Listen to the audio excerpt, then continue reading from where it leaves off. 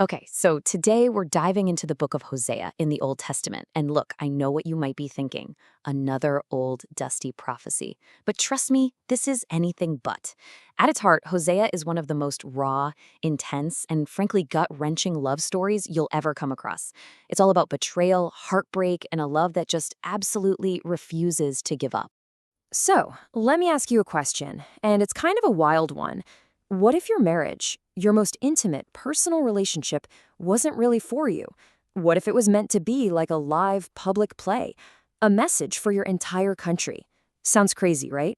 Well, for the prophet Hosea, that wasn't a hypothetical. That was his actual life.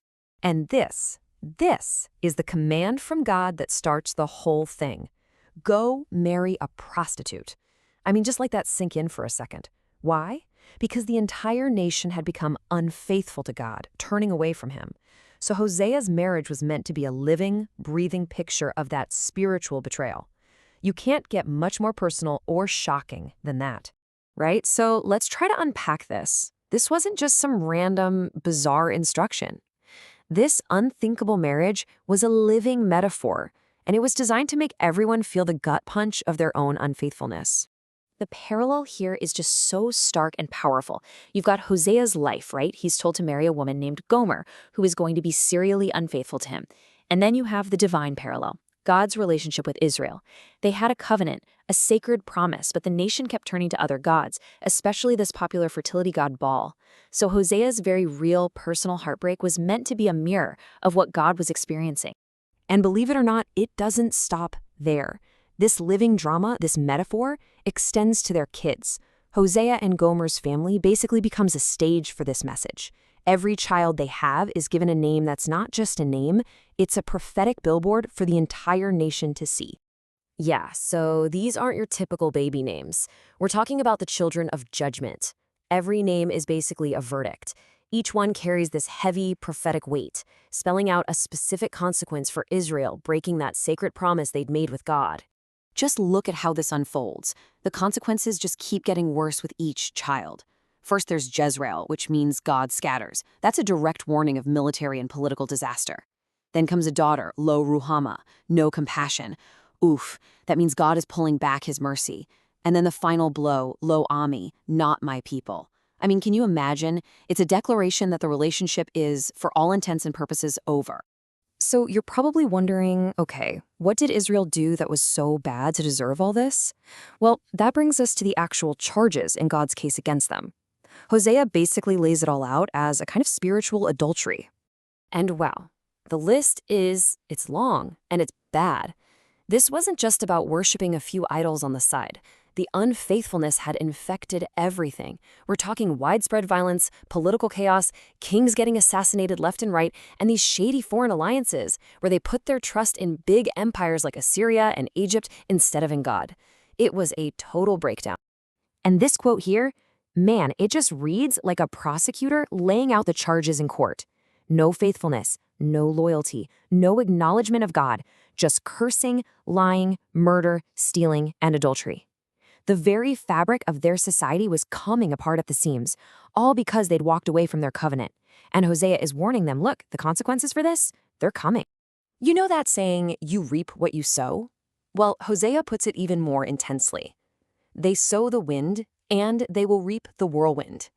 All of these symbolic warnings, Hosea's marriage, his kids' names, they're about to stop being symbols and become a brutal, devastating reality.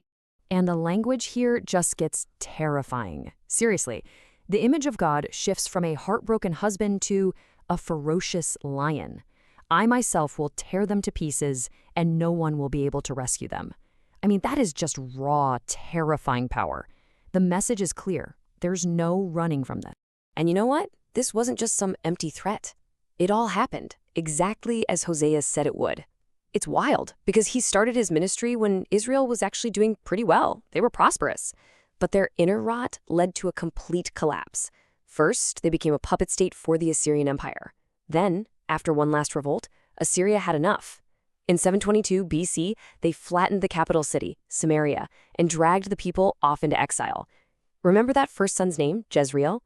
God scatters? Yeah. Prophecy fulfilled.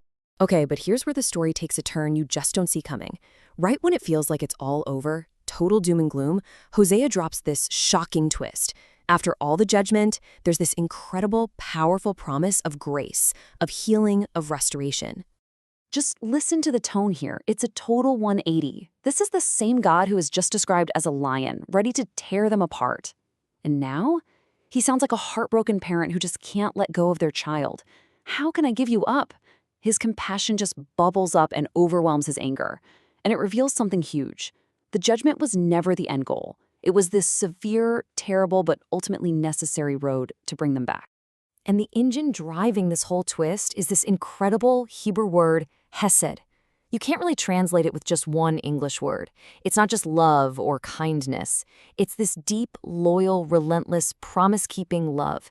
It's a love that holds on, that stays faithful, even when the other person has been completely, totally unfaithful. It's the core of the whole message. And this is where the whole story comes full circle, right back to that painful marriage metaphor. In what has to be the most stunning act of hesed you can imagine, God tells Hosea to go find Gomer. By now, she's actually sold herself into slavery, and he's told to buy her back, pay the price to redeem her.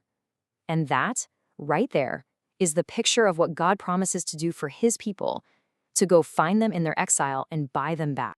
So God's promise to restore them is basically like a new marriage proposal, a vow to start over. But this time, the relationship is going to be built on a whole new foundation.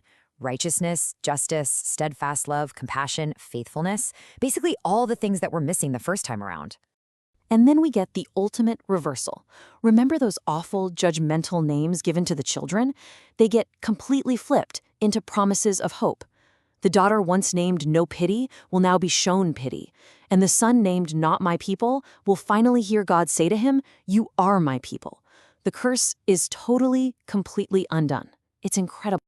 So after all that, this emotional roller coaster of betrayal, judgment, and just mind-blowing redemption, what are we supposed to take away from it all? What's the point?